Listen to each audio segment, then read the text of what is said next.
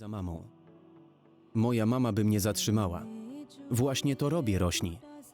Ty mnie nie zatrzymujesz. Ty tylko próbujesz. Ale przykro mi, już mnie nie powstrzymasz. Gdybym miała matkę, nie znalazłabym się w takiej sytuacji.